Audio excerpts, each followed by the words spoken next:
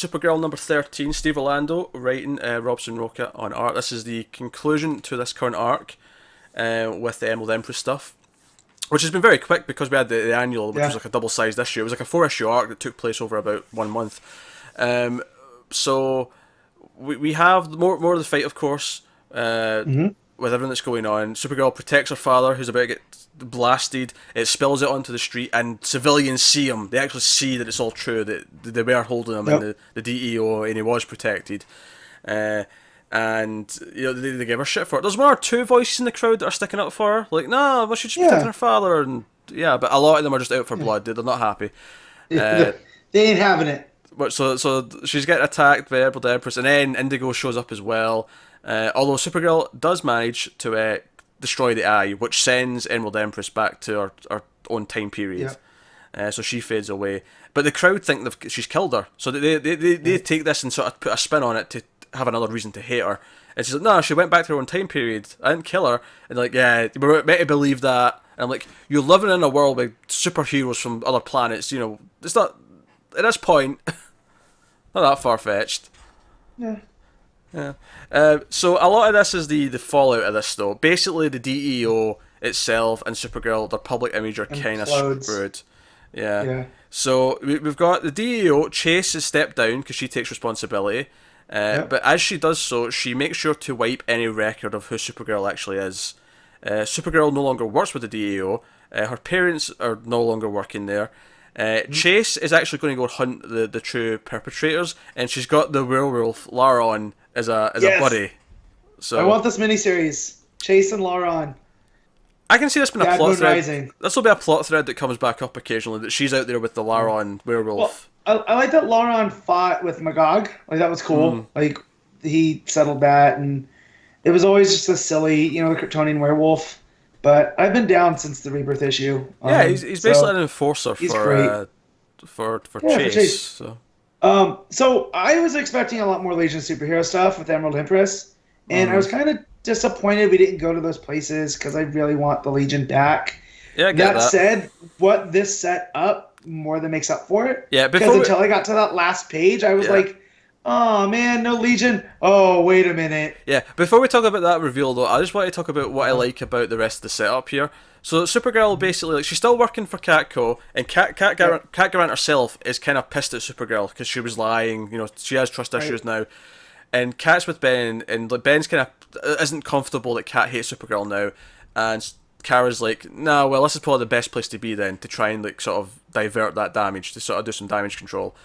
And so she's still in high school. They set up that she's now got a normal home life with her parents. I like that she's not in the DEO anymore. It kind of changes the status quo to where she's more of a regular sort of secret identity superhero. She's not working with a government organisation, and I kind of like that. I like that they're going down this path, at least for now. Yeah, it diverges from the show, so I mean, it was there for enough. Yeah.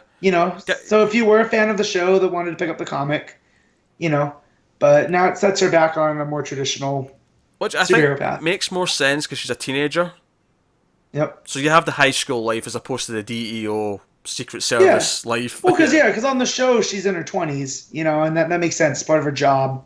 Like, she has her day job working with Cat, and then her Supergirl job. So, and that's what makes the show, I think, work a lot, is you have that workplace dynamic. You kind of don't need it in the comic when she's going to school. Yeah, like you just said. Because you have high school friends that you can set up, and they can be some regular cast members and whatnot. Like Ben's really grown on me. Like, he is.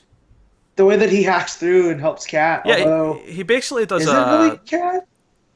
It is Cat. Yeah, she says she's a sorceress, and then he's like, "Are you actually a sorceress?" Like, I think it's just some witty banter. Maybe I'm wrong. Maybe it's actually hinting at something. Well, because remember, we still have the one that shot.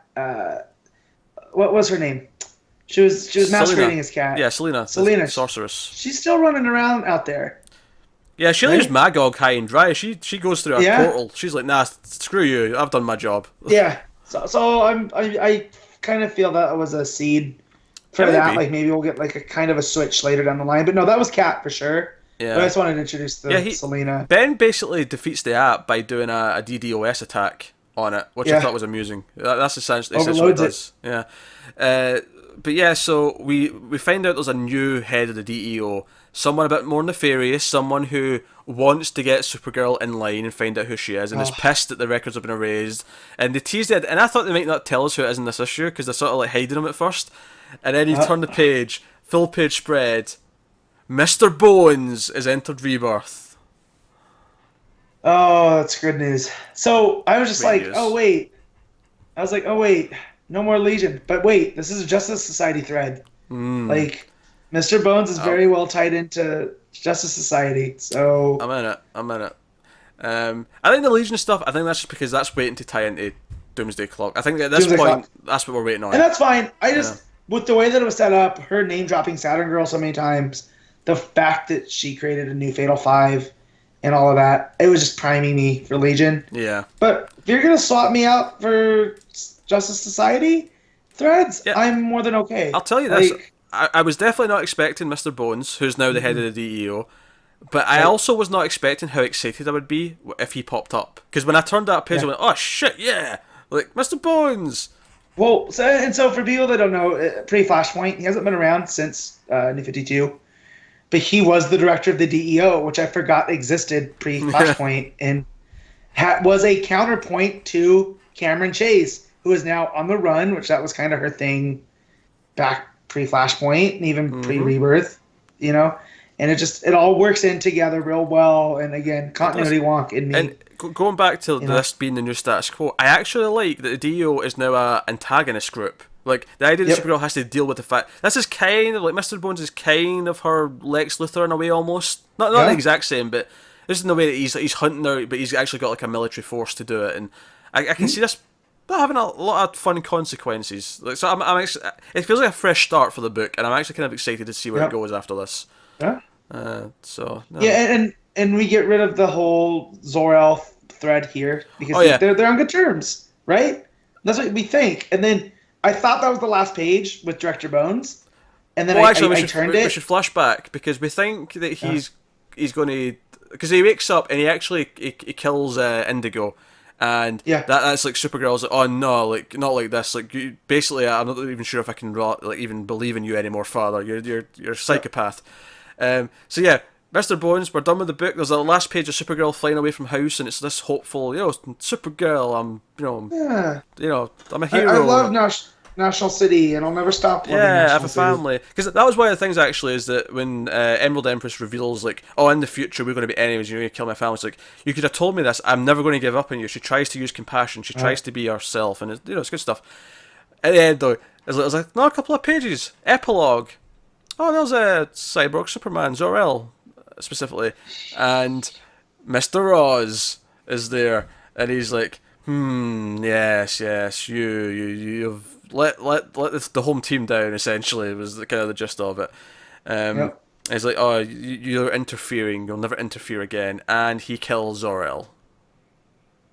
Yeah, hits him. He's like, oh man, simple push of this button would keep you alive, but Yeah, he's not going to do it. He's in a tank, and basically he's like, if I hit you with this red UV light, you're going to turn human and drown.